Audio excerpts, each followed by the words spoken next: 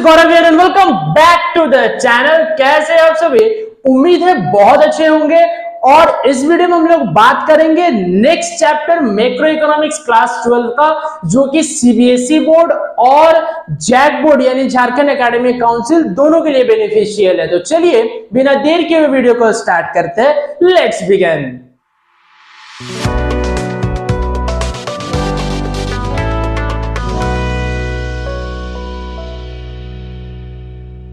सबसे पहले बात करेंगे कि सर जो नेक्स्ट चैप्टर है हमारा, उसके पहले जो मैंने चैप्टर करवाया चैप्टर नंबर 1 जो कि है सर्कुलर फ्लो ऑफ इनकम, उसका मैंने 2 पार्ट करवाया। दोनों पार्ट का लिंक आपको डिस्क्रिप्शन बॉक्स में मिल जाएगा। और कुछ दिनों में मैं एक प्लेलिस्ट बना दूंगा क्लास 12 मैक्रो इकोनॉमिक्स का नाम से। उसमें आपको सारा वीडियो एक साथ मिल जाएगा अरेंज ऑर्डर में। चलिए आज बात करते हैं चैप्टर नंबर 2 का। चैप्टर का नाम हो गया some basic concept of macro economics. Macro economics का कुछ ऐसा कॉन्सेप्ट है जो आपको जानना पड़ेगा आगे का चैप्टर पढ़ने से पहले, जो कि मेरा 2nd चैप्टर है। वो मेरा एक इंट्रोडक्शन वाला पार्ट था, सर्कुलर फ्लो ऑफ इनकम। ठीक है जी? हाँ जी सर।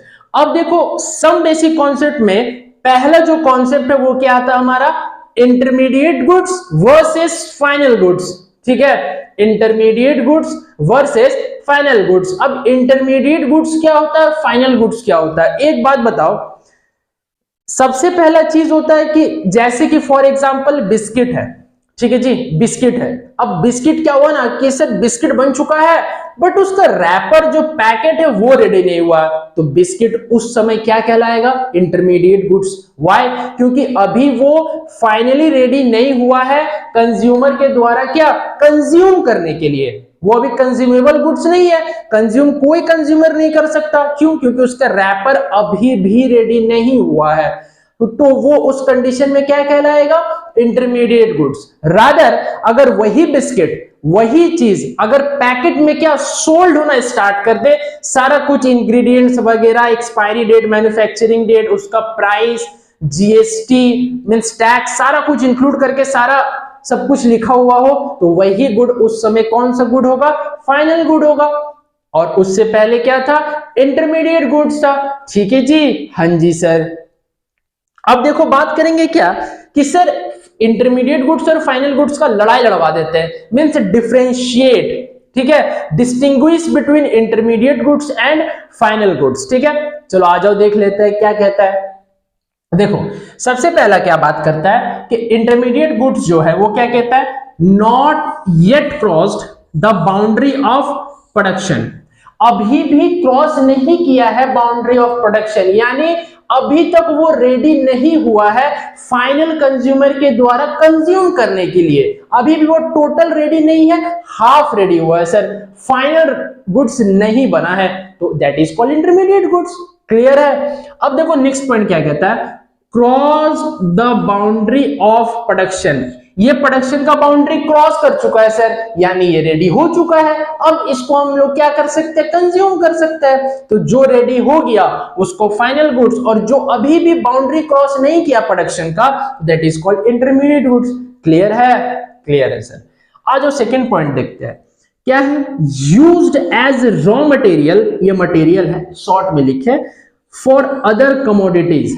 ये क्या है कि अदर कमोडिटीज का प्रोडक्शन के लिए as a raw material use हो सकता है। कौन? Intermediate goods.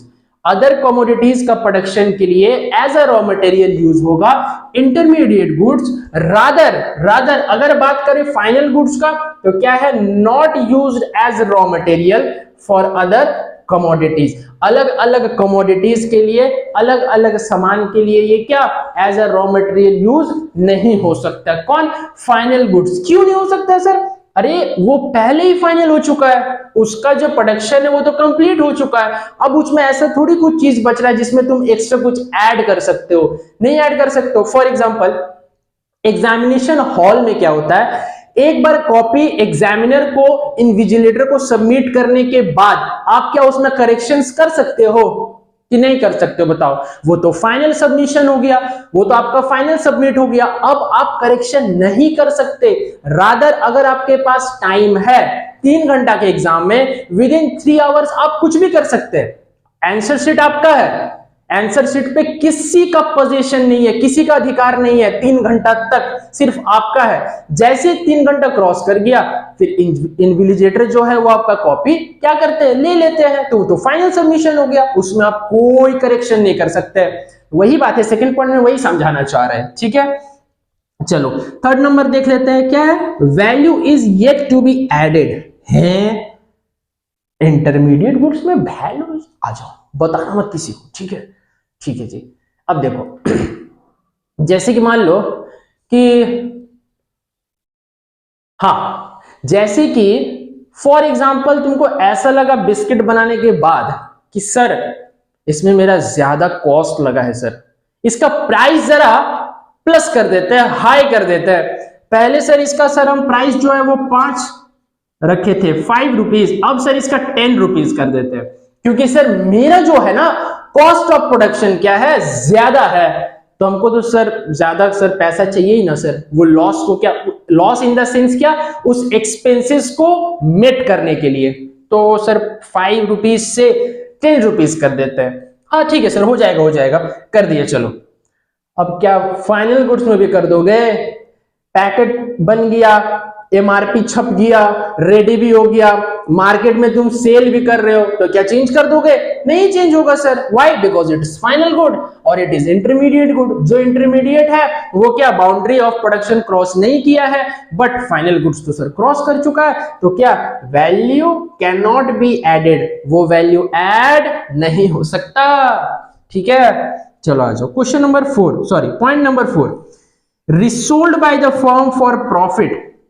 जो इंटरमीडिएट गुड्स होते हैं हमारे, वो फर्म के द्वारा रिसोल्ड किए जा सकते हैं, बट रादर फाइनल गुड्स अगर बात करें तो कैन नॉट बी रिसोल्ड, वो रिसोल्ड नहीं हो सकते बच्चे, वो रिसोल्ड नहीं हो सकता। लेकिन इंटरमीडिएट गुड्स क्या रिसोल्ड हो सकता है फर्म के द्वारा प्रॉफिट कमाने के लिए, लेकिन फाइनल गुड रिसोल्ड नहीं हो सकता है सर, ठीक है जी।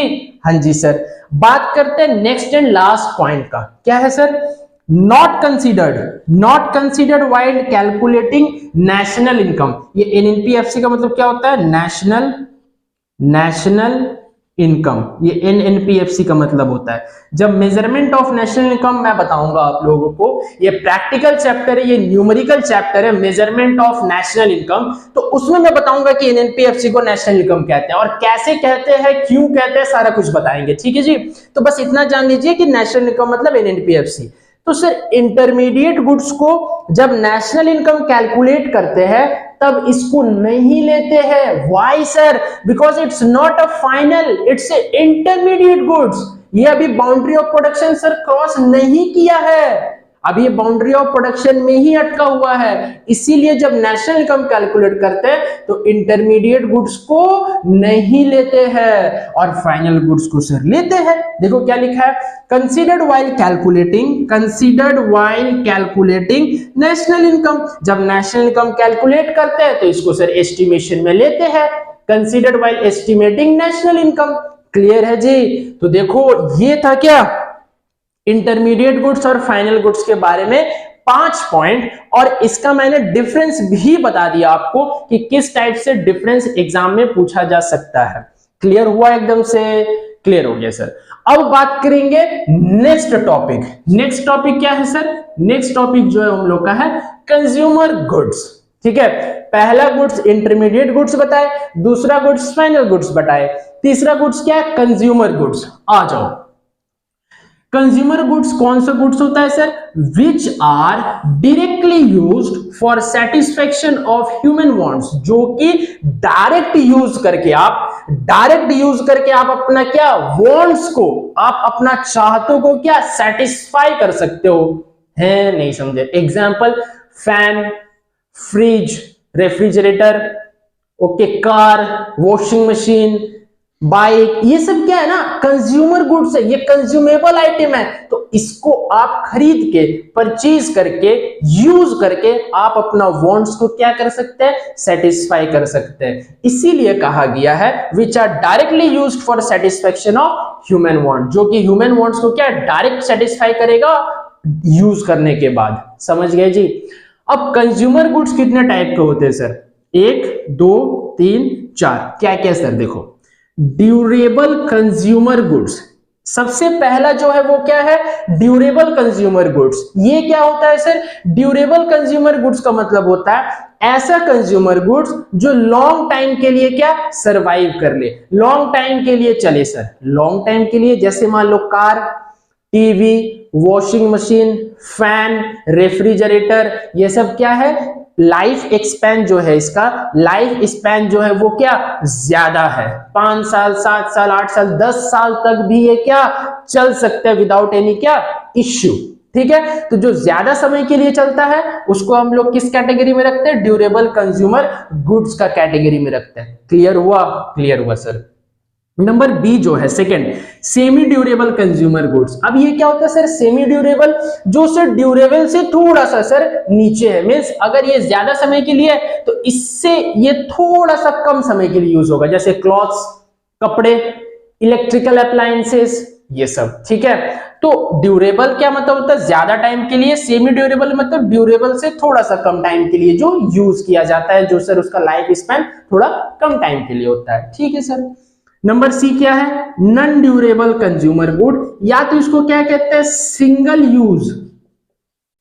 यूज कंज्यूमर गुड्स भी कहते हैं। नॉन ड्यूरेबल कंज्यूमर गुड्स को सिंगल यूज कंज्यूमर गुड्स भी कहते हैं। अब देखो नॉन ड्यूरेबल क्या होता है सर, वो कंज्यूमर गुड्स जो वन एक्ट ऑफ कंज्यूम हो सके, एक ही बार में उसको हम कंज्यूम कर ले। जैसे सर वेजिटेबल्स, पेट्रोल, फ्रूट्स, ये सब क्या, ये ऐसे आइटम है जिसको हम one act, single act of consumption में क्या कंज्यूम कर सकते हैं। तो जो सिंगल एक्ट ऑफ कंजम्पशन करे, सिंगल वन एक्ट में, उसको कहेंगे क्या, सिंगल यूज कंज्यूमर गुड्स या नॉन ड्यूरेबल कंज्यूमर गुड्स। हो गया, दैट्स ऑल।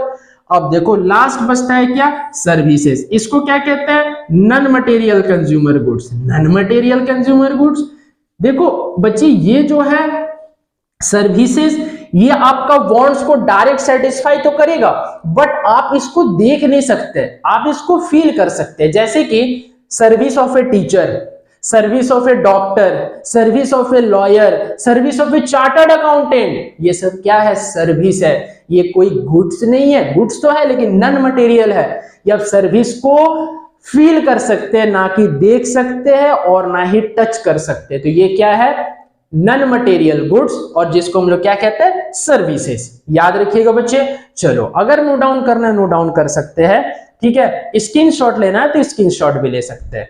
तो देखो ये वाला जो मेरा पार्ट था, part number 1, some basic concept of macro economics का, इसमें क्या बताया, इंटरमीडिएट गुड्स क्या होता है, फाइनल गुड्स क्या होता है और कंज्यूमर गुड्स क्या होता है, उसके टाइप्स। नेक्स्ट पार्ट में कुछ और पॉइंट्स के ऊपर बात करेंगे। आई होप आपको ये वीडियो पसंद आया होगा। अगर मेरे चैनल में न्यू है तो प्लीज चैनल को सब्सक्राइब कर दो और बेल आइकन को प्रेस कर देना। वीडियो अगर पसंद आए तो वीडियो को लाइक करना, सारे दोस्तों तक ये वीडियो शेयर करो।